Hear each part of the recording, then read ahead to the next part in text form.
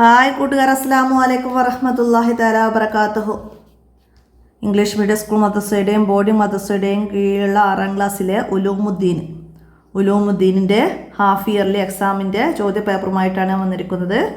നമുക്ക് ഇനി വരുന്ന എക്സാമിലേക്കൊക്കെ മോഡലായിട്ട് ഉപകാരപ്പെടുത്താം. നമുക്ക് വീഡിയോയിലേക്ക് കടക്കാം. ബിസ്മില്ലാഹിർ റഹ്മാനിർ റഹീം. കോളത്തിൽ ശരി അടയാളപ്പെടുത്താനാണ്. ബിൽക്കീസിൻ്റെ സിംഹാസനം കൊണ്ടുവന്നു. സബയിലെ ബിൽക്കീസ് രാജ്ഞിയുടെ കൊട്ടാരത്തിൽ നിന്ന് ഫലസ്തീനിലുള്ള സുലൈമാൻ നബി അലൈഹി ഇസ്ലാമിൻ്റെ കൊട്ടാരത്തിലേക്ക് സിംഹാസനം കൊണ്ടുവന്നത് ആരായിരുന്നു? ആസഫ് ബിൻ ബർഹിയ എന്ന മഹാനായിരുന്നു. അടുത്തത് അബൂ ഹനീഫ റളിയല്ലാഹു അൻഹുവിൻ്റെ യഥാർത്ഥ നാമം നൊഅ്മാൻ എന്നായിരുന്നു. നൊഅ്മാൻ. ഇമാം ദാരിൽ ഹിജ്റ എന്നറിയപ്പെട്ടത് ഇമാം മാലിക് റളിയല്ലാഹു അൻഹു. മദീനയിൽ ദീർഘകാലം ദർസ് നടത്തിയത് കൊണ്ടാണ് ഇമാം മാലിക് റളിയല്ലാഹു അൻഹു ഇമാം ദാരിൽ ഹിജ്റ എന്നറിയപ്പെട്ടത്. ഇമാം മാലിക് റളിയല്ലാഹു അൻഹുവിൻ്റെ ജനനം ഹിജ്റ 93-ലാണ്. അടുത്തത് ജന്നത്തുൽ ബഖിയയിലാണ് അന്ത്യവിശ്രമം കൊള്ളുന്നത്. ആരാണ്? ഇമാം മാലിക് റളിയല്ലാഹു അൻഹു ജന്നത്തുൽ ബഖിയയിലാണ് അന്ത്യവിശ്രമം കൊള്ളുന്നത്. അടുത്തത് സുലൈമാൻ നബി അലൈഹി ഇസ്ലാമിൻ്റെ കൊട്ടാരം ഫലസ്തീനിലാണ്. ബിൽക്കീസ് രാജ്ഞിൻ്റെ യമനിൽ അങ്ങനെയും പറയട്ടോ, യമനിൽ. അടുത്തത് ചേരുംപടി ചേർക്കാനാണ്.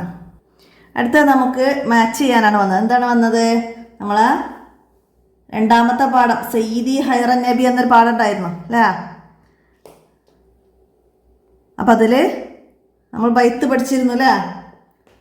അന്ത തത്ലൗ ബൈനനാ ഫിൽ കവാകിബി കൽബുദു അന്ത ഉമ്മും അം അബൂ മാ റഅയ്നാ ഫീഹിമാ അന്ത മുൻജീനാ വദാ മിൻ ശഫാഅതിക സഫാ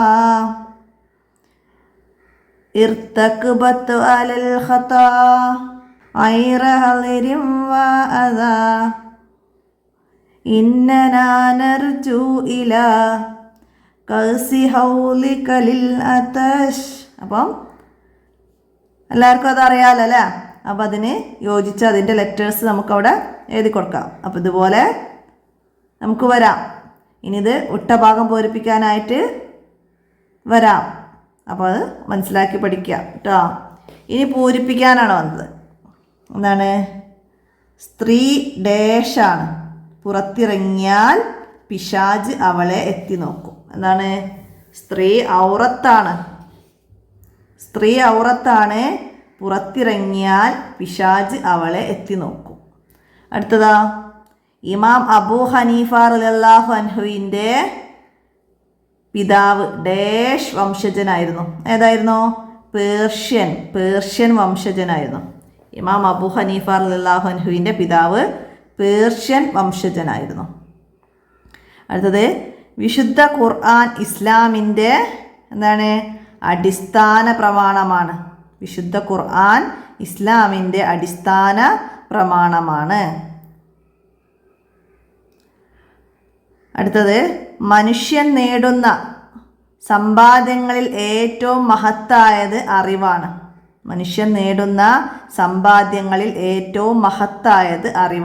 അപ്പോൾ ഇവിടെ സമ്പാദ്യങ്ങളിൽ നിന്ന് എഴുതാം. ഇനി പുരുഷന്മാർക്ക് മസ്ജിദിൽ വെച്ച് നിസ്കരിച്ചാൽ പൂർണ്ണ പ്രതിഫലം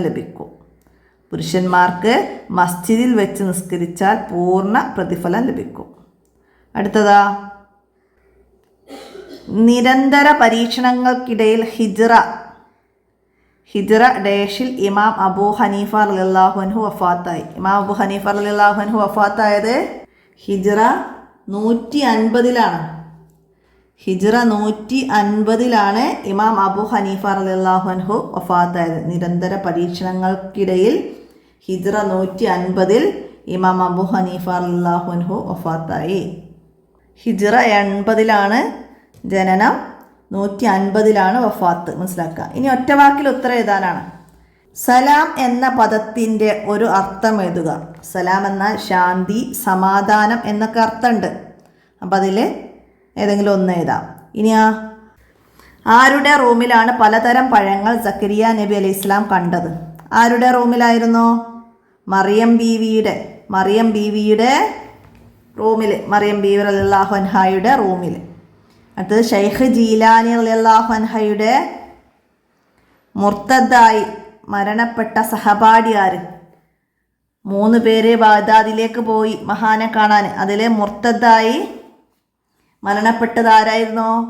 ബാഗ്ദാദിലെ ഒരു മഹാനുണ്ടെന്ന് പറഞ്ഞ് കാണാൻ പോകുന്ന കൂട്ടുകാരായ 3 പേര് ആരൊക്കെയായിരുന്നു? അബൂ സഈദും ഇബ്ൻ ശക്കായും ഷെയ്ഖ് ജീലാനിയും. അതിൽ ഇബ്നു ഷക്കായാണ് മുർത്തദ്ദായി മരണപ്പെട്ട സഹപാഠി. അടുത്തത് താളുകൾ മറയ്ക്കുന്ന ശബ്ദം ഉസ്താദിന് ശല്യം ചെയ്യുമോ എന്ന് ചിന്തിച്ച മഹാന് ആരായിരുന്നു? ഇമാം ഷാഫി റളിയല്ലാഹു അൻഹു ആണ്. ഉസ്താദായ ഇമാം മാലിക് റളിയല്ലാഹു അൻഹുവിൻ്റെ മുന്നിൽ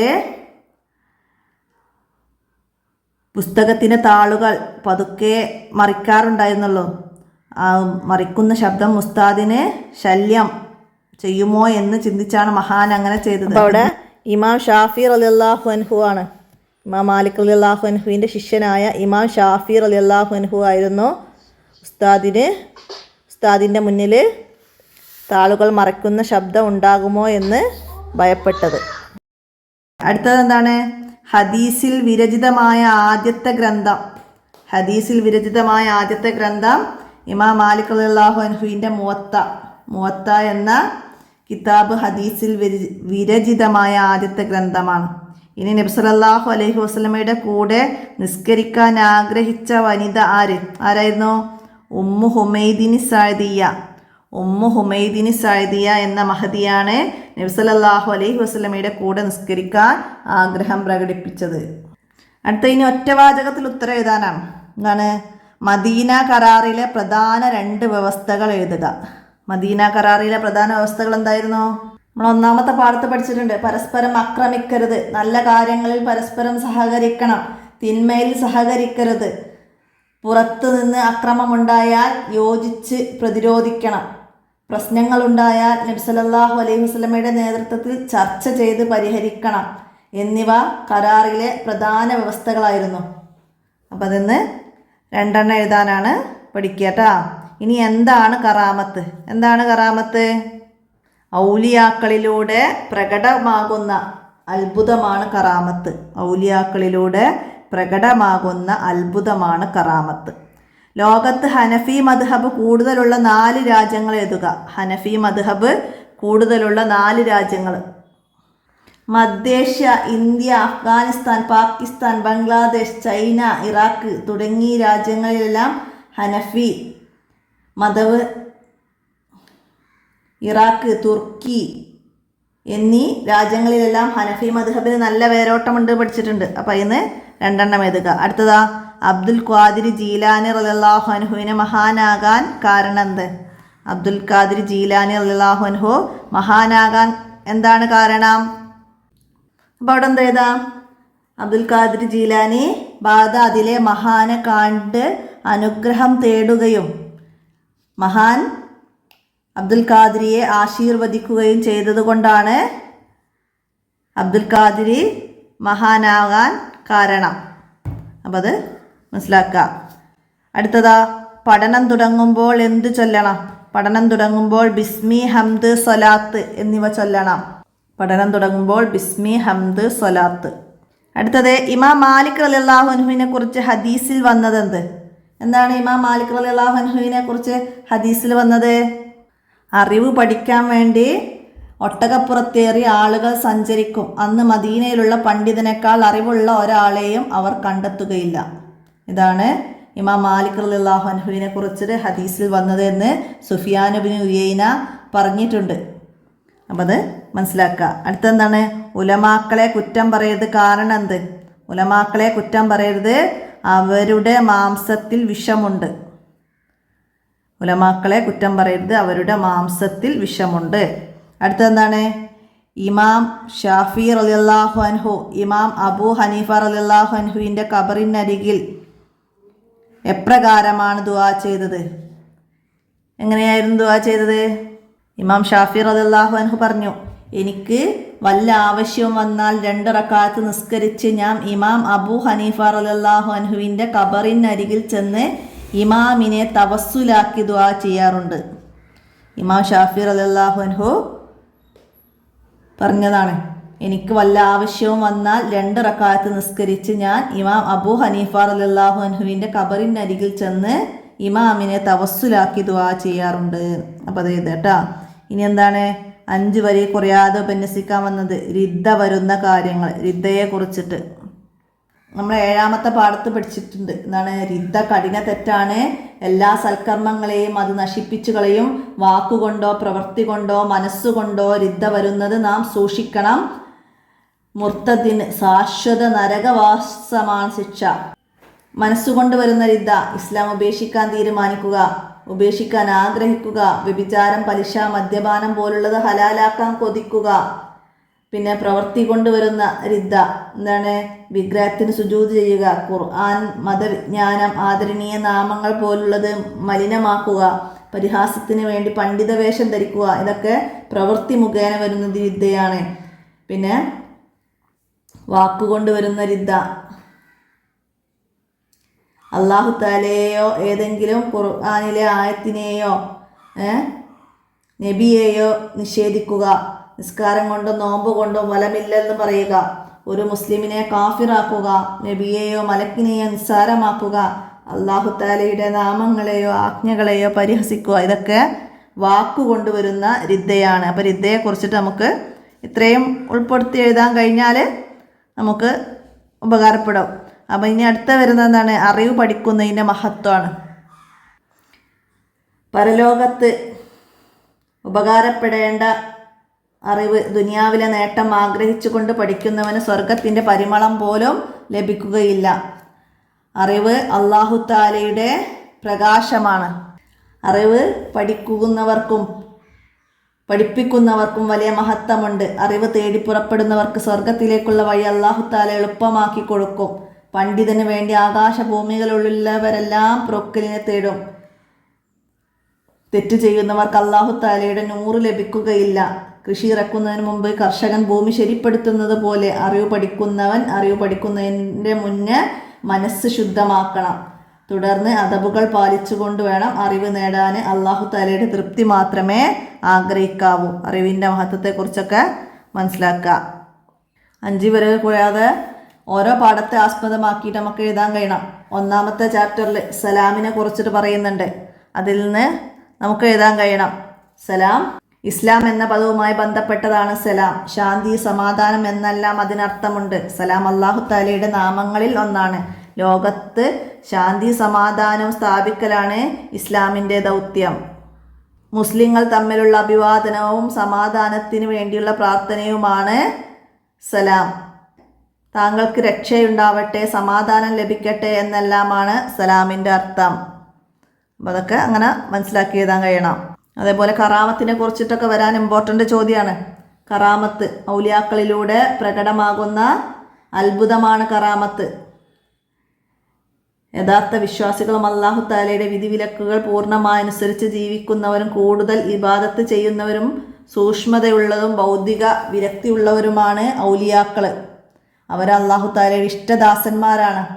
അവർക്ക് ഭയമോ ദുഃഖമോ ഇല്ല. അല്ലാഹു തആല പറഞ്ഞു, അല്ലാഹുവിൻ്റെ ഔലിയാക്കൾ വിശ്വാസവും ഭക്തിയുമുള്ള അടിമകളാണ്. അറിയുക നിശ്ചയം അവർ ഭയക്കുകയോ ദുഃഖിക്കുകയോ ഇല്ല. അത് ഔലിയാക്കളെ കുറിച്ച് വന്നാൽ അത് എഴുതണം. കറാമത്ത് അഭൗതികമാണ്. അത് തഖ്വയുള്ളവർക്ക് മാത്രമേ അത് സാധിക്കുകയുള്ളൂ. എന്നാൽ മാജിക് അങ്ങനെയല്ല. അതൊരു കലയാണ്. പരിശീലനത്തിലൂടെ ആർക്കും അത് നേടിയെടുക്കാം. കറാമത്തുണ്ട് കഴിയുന്നതൊന്നും മാജിക് കൊണ്ട് കഴിയില്ല. അവിടെ മറിയം ബീവിയുടെ കറാമത്തോ സുലൈമാൻ നബി അലൈഹി ഇസ്ലാമിൻ്റെ കൊട്ടാരത്തിൽ നടന്ന കറാമത്തോ എന്തെങ്കിലുമൊക്കെ എഴുതി വെച്ച് അവിടെ നമുക്ക് പൂർത്തിയാക്കാം. അല്ലാഹു തആല പറഞ്ഞിട്ടുണ്ട്, എൻ്റെ വലിയനോട് ശത്രുത കാണിച്ചവരോട് ഞാൻ യുദ്ധം പ്രഖ്യാപിച്ചിരിക്കുന്നു. അല്ലാഹു തആല യുദ്ധം പ്രഖ്യാപിച്ചത് ആരോടാണ്? വലിയനോട് ശത്രുത കാണിച്ചവരോട്. പിന്നെ 4ാമത്തെ പാഠം സ്ത്രീകളുടെ സുരക്ഷ എന്നതിനെ കുറിച്ചിട്ട് എഴുതാൻ വന്നാൽ എഴുതാൻ കഴിയണം. സ്ത്രീകളുടെ സുരക്ഷക്കാണ് ഇസ്ലാം പ്രധാനം നൽകിയത്. സ്ത്രീകൾക്ക് ജുമുഅ ഇല്ല, മസ്ജിദ് വെച്ചുള്ള ജമാഅത്ത് ഇല്ല. എന്നാൽ പുരുഷന്മാർക്ക് മസ്ജിദ് വെച്ച് നിസ്കരിച്ചാലേ പൂർണ്ണ പ്രതിഫലമുള്ളൂ. വീടിനകത്ത് വെച്ച് നിസ്കരിക്കുന്നതിലൂടെയാണ് സ്ത്രീകൾക്ക് കൂടുതൽ പ്രതിഫലം ലഭിക്കുന്നത്. സ്ത്രീ വീടിൻ്റെ വിളക്കാണ്, വീടിൻ്റെ ഐശ്വര്യമാണ്.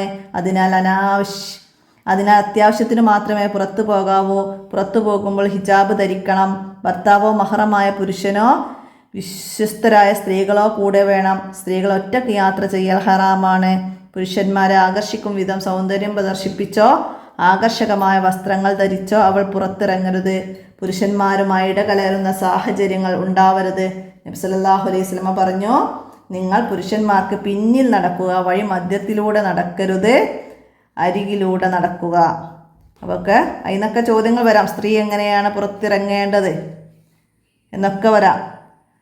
ഒക്കെ പിന്നെ ഇസ്ലാം പ്രാധാന്യം കൽപ്പിക്കുന്നു സ്ത്രീകളുടെ സുരക്ഷക്കാണ്.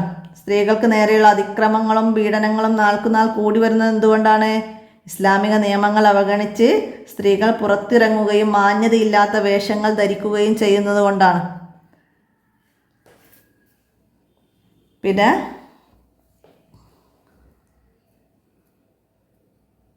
ഇമാം അബൂ ഹനീഫ റളിയല്ലാഹു അൻഹുവിനെ കുറിച്ച് എഴുതാൻ വന്നാൽ ആ പാഠത്തെ ആസ്പദമാക്കിയിട്ട് നമുക്ക് എഴുതാൻ കഴിയണം.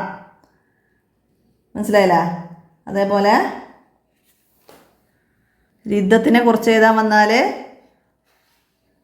നമ്മൾ നേരത്തെ പറഞ്ഞു, അത് മനസ്സിലാക്കിയതാ. പിന്നെ വരുന്നത് അറിവ് നമ്മൾ പറഞ്ഞു. പിന്നെ ഇമാം മാലിക് റളിയല്ലാഹു അൻഹുവിനെ കുറിച്ചിട്ടും എഴുതാൻ വന്നാൽ മനസ്സിലാക്കിയതാ. അങ്ങനെ നമുക്ക് 9 പാഠങ്ങൾ ചേർന്നിട്ടുള്ള ഒരു മോഡൽ ചോദ്യ പേപ്പറാണിത്. അപ്പോൾ എല്ലാവരും മനസ്സിലാക്കുക, ഉപകാരപ്പെടുത്തുക, വീഡിയോ കൂട്ടുകാർക്ക് ഷെയർ ചെയ്ത് കൊടുക്കുക. അടുത്ത ചോദ്യ പേപ്പറുമായി അടുത്ത വീഡിയോയിൽ കാണാം. അസ്സലാമു അലൈക്കും വറഹ്മത്തുള്ളാഹി വബറകാതുഹു.